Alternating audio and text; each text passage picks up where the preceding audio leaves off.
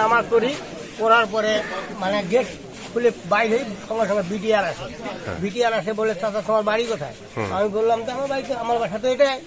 আমি এটা বললি কত এখানে আজু কার বাড়ি? আজু আমার ভাতিজা হয়, কত কত আজু গুলি খেয়ে মারা গেছে, এটা বলছি। তারপর আমি বলছি না আজু তো বাসায়, এটা গুলি খেয়ে মারা গেছে। তখন দেখলাম ওদিকে গেলাম, ওরা বলে এক ছেলে কথা আজু আজকে মারা গেছে।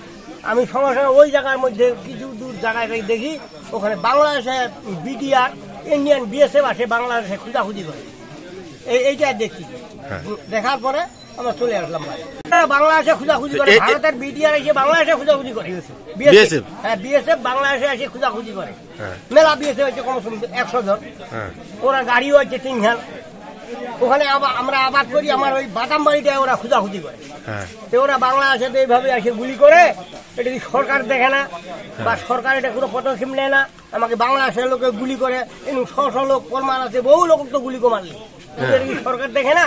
মানে বাস করি এই সিমিনায়, তো আমার যাইতে হয়, সকালে উঠলে আমাকে আমার বর্ডারে যাইতে হয়, আমার জমি আছে ওখানে, আবাদ করি। এইভাবে গুলি করে মারে, এটা কি কোনো বিচার নেই বাংলাদেশে? সরকার যেন এটার আমাদের বিচার করে। মোহাম্মদ রাজিউল ইসলাম, তার 2টি মেয়ে সন্তান, একটি ছেলে সন্তান, আবার বউ অন্তঃসত্ত্বা। তার পরিবারটি হত দরিদ্র গরিব মানুষ, পেটের দায়ে অনেক কিছু কাজ করে থাকে, ভুল ত্রুটি হতে পারে, কিন্তু বিএসএফ নির্মমভাবে তাকে গুলি করে হত্যা করে। এমতো অবস্থায় তাকে বাসায় নিয়ে আসা হয়। আসার পরে কিছুক্ষণ পরে তাকে মৃত বলে ঘোষণা করা হয়। মৃত্যুগুলি অবিলম্বে বন্ধ হওয়া উচিত।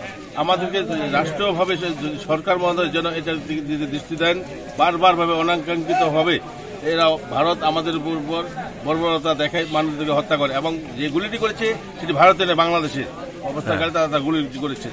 এটা তীব্র প্রতিবাদ এবং নিন্দা জানাই, যেন রাষ্ট্রীয়ভাবে তাদের প্রতি পদক্ষেপ নেওয়ানো হয়।